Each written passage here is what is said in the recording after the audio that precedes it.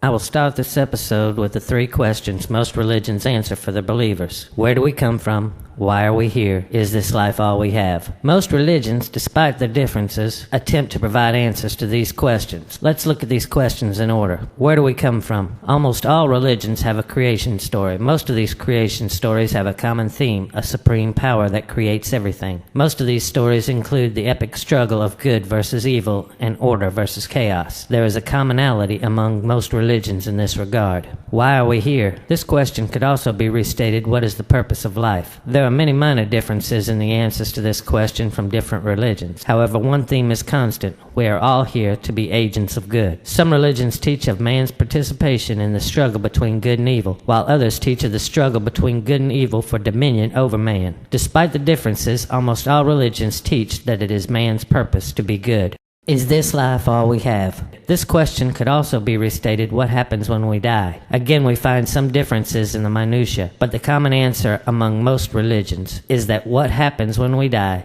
depends on how we lived. Those who have lived a good life are rewarded, while those who didn't are punished. In looking at the generality of the answers to these questions, we discover how very alike the differing religious views are. We also begin to understand the role religion has played in the development of humanity and the role humanity has played in the development of religion. From this common ground, I will begin this discussion of religion.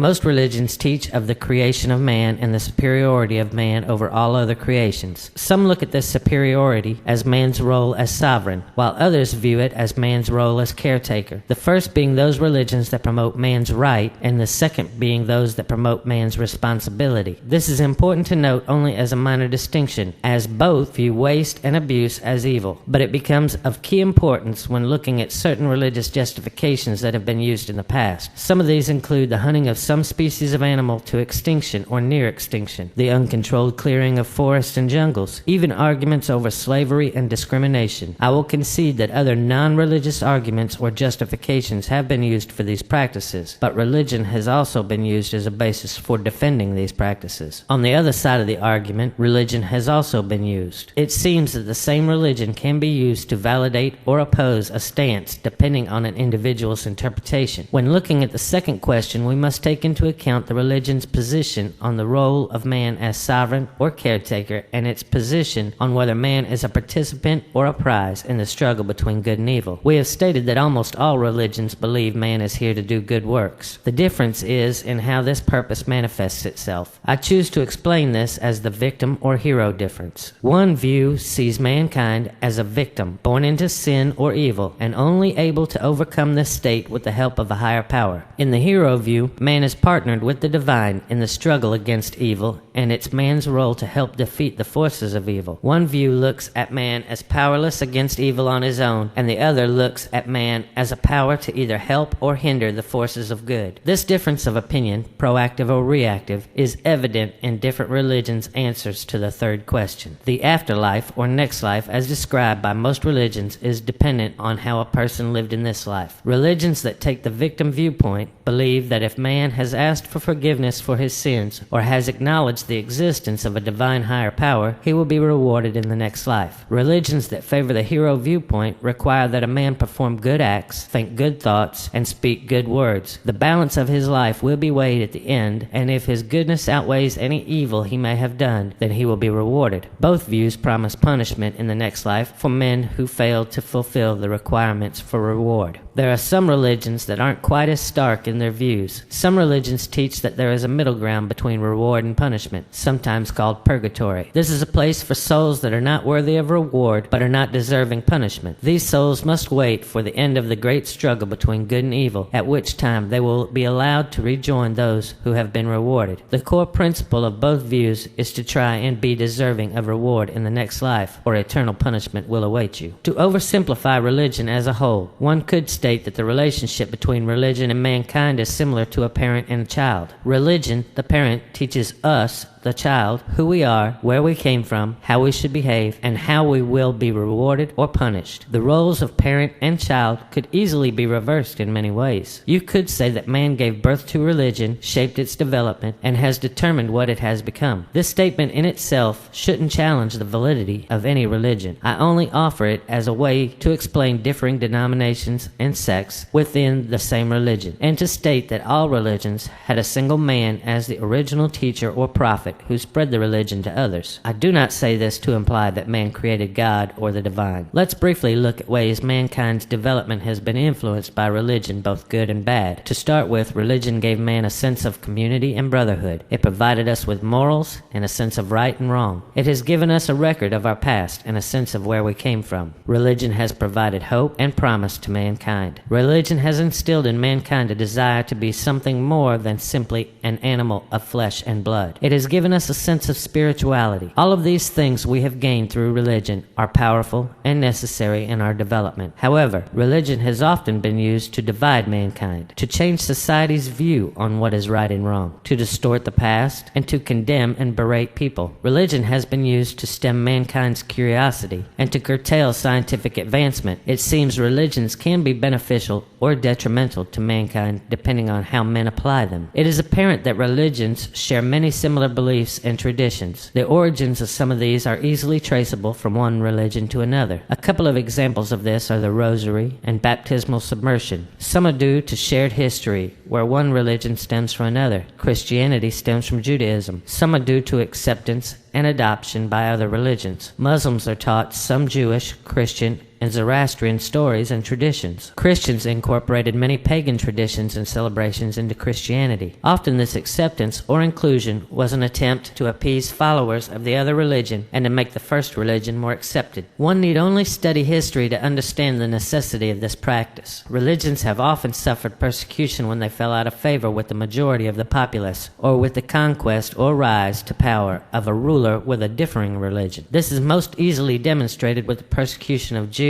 at many differing times in history, because the term Jew denotes not only a religious belief, but an ethnicity. Religions were not always persecuted because of their beliefs. More often than not, they were persecuted because they represented a potential threat to political power. As the leaders of different religions would rise in popularity, the ruling parties would often fear an eventual challenge to their authority. In fact, different religious leaders have challenged and taken authority away from a ruler. Some religions believe that their religious leaders have divine authority. This has often forced political leaders to appease religious leaders or attempt to gain favor from religious leaders in an attempt to validate their rule. I have often stated that if you want to learn facts and scriptures of a particular religion, ask an atheist. If you want to learn the creeds and tenets of a religion, ask a rabbi, priest, or preacher. But if you want to know the truth of a religion, look at the true practitioners of that faith. I know this is a very general statement, but I believe it is a truthful one. I am not an atheist, but I have known atheists that can quote scripture and history better than any religious scholars. I have known rabbis, priests, and preachers that know scripture and history, but don't appear to practice the religious beliefs they teach. Some people claim to belong to a religion, but have little or no knowledge of the history, beliefs, and practices of that religion. Then there are those who truly believe in their religion, follow its customs and practices, and understand and know its history. These people are easily identified by their sense of purpose and fulfillment. They are the people that always seem to be happy. It doesn't matter if they are Jewish, Christian, Muslim, pagan, Zoroastrian. Their belief or faith is what gives them these feelings, this sense of internal peace. I will never argue or debate the validity of any religion. Religions, by their nature, are based on faith. Faith cannot be proven or disproven, and it cannot be forced. I only wish that more people would learn the history of their chosen religion and would practice its teachings. I wish that they would understand that they would do more to further their religion by their example than by condemning other religions and trying to force their beliefs on others. I don't blame atheists for their disbeliefs or hold it against them. It is difficult to have faith. I have heard it argued that if there is no divine power, then what harm is there in believing anyway? This argument makes no sense